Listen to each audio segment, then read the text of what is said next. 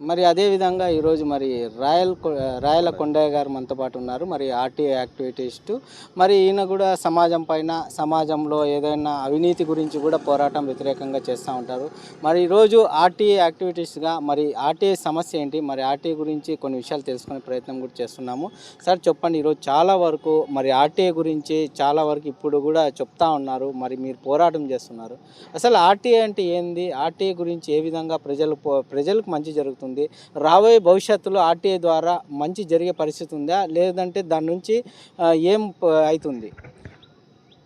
RTI అంటే right to information act, తెలుగులో సమాచార హక్కు చట్టం అనేది ఇది. ఇందాక చెప్పినట్లు మనం ఇది బ్రిటిష్ ప్రభుత్వంలో పారదర్శకత లేని పాలన జరిగేదనమాట. అప్పుడు కొన్ని చట్టాలు కూడా ఉన్నాయి. ప్రజలకు ఏదైతే ఉందో పాలన అనేది ప్రజలకు తెలియకుండా కొన్ని చట్టాలు చేశారు. ఆ చట్టాలు చేసిన దానికి ఎప్పుడైతే మనకు స్వాతంత్రం వచ్చిన తర్వాత, మన ప్రభుత్వాలు ఏర్పడిన తర్వాత రాను రాను బ్రిటిష్ ఏదైతే చట్టాలు ఉన్నాయో ఆ చట్టాలని మార్పు చేస్తూ మనకు కొన్ని చట్టాలు తీసుకురావడం జరిగింది. దానిలో భాగమే సమాచార హక్కు చట్టం అనేది. సమాచార హక్కు చట్టం అంటే ప్రజలకు జవాబుదారీతనము ప్లస్ పాలనలో పారదర్శకత ఉండాలనే ఉద్దేశంతోనే ఆర్టీఐ చట్టాన్ని తీసుకొచ్చినారు.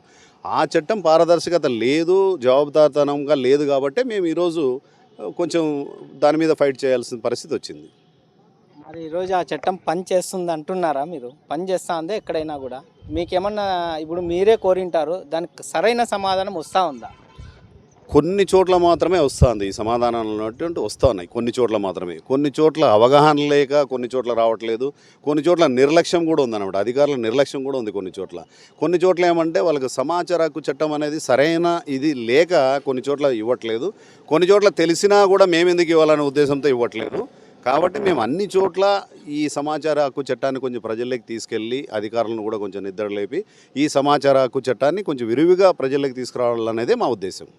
మరి దీనికి ఈరోజు మరి సమాచారం ఎక్కడైనా కూడా అవగాహన లేదంటున్నారు. మరి ఏ విధంగా ఈరోజు మీరు దీన్ని అవగాహన కల్పించే రకంగా అధికారులకు తీసుకొని వెళ్తారు? మరి ఈరోజు మీరు కొంతమంది ప్రెస్ మీట్లో కూడా గతంలో చెప్పారు, మరి ఎవరు కూడా సహకరించడం లేదని.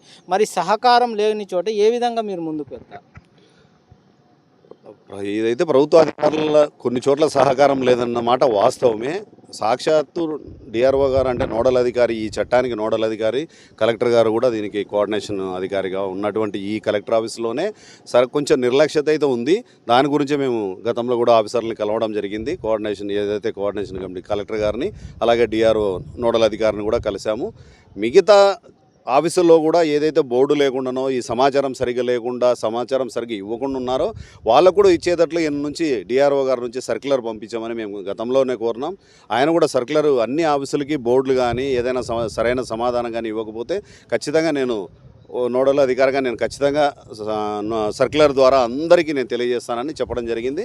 మేము కూడా ఎక్కడైనా ఆఫీసుల మీద ఏదైనా సమస్యల మీద మేము అర్జీ వేయడమా, లేకపోతే ఎవరైనా వేస్తే మా దృష్టికి తీసుకొస్తే అక్కడ ఏదైనా సమస్య ఉంటే కూడా డైరెక్ట్ మేము ఆఫీసుల్లోనే అధికారులను కలిసి ఖచ్చితంగా బోర్డు ఉండాలనేదో లేకపోతే సమాచారం ఇట్లు ఇవ్వాలనేదో వాళ్ళకి కొంచెం అవగాహన చేస్తున్నాం మేము.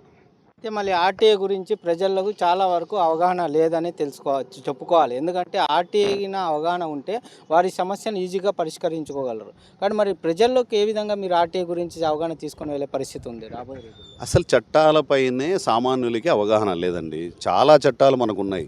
ఒక ఆర్టీఐ చట్టమేనే కాదు, అన్ని చట్టాలు ఉన్నాయి. మానవ హక్కుల సంఘం ఉంది, బాలల హక్కుల సంఘం ఉంది, మహిళల హక్కులు ఉన్నాయి, అన్ని రకాలైన హక్కుల చట్టాలు మనకు ఉన్నాయి. కానీ చట్టాల మీద సామాన్యులకి ఎవరికి అంత పెద్ద ఇదిగా దాని మీద అవగాహన లేదు.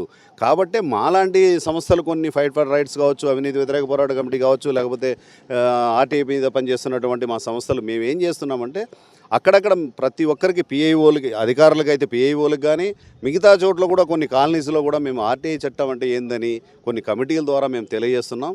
దాంట్లో ఆ విధంగా మేము కొంచెం అవగాహన కల్పించి తర్వాత ఈ చట్టాన్ని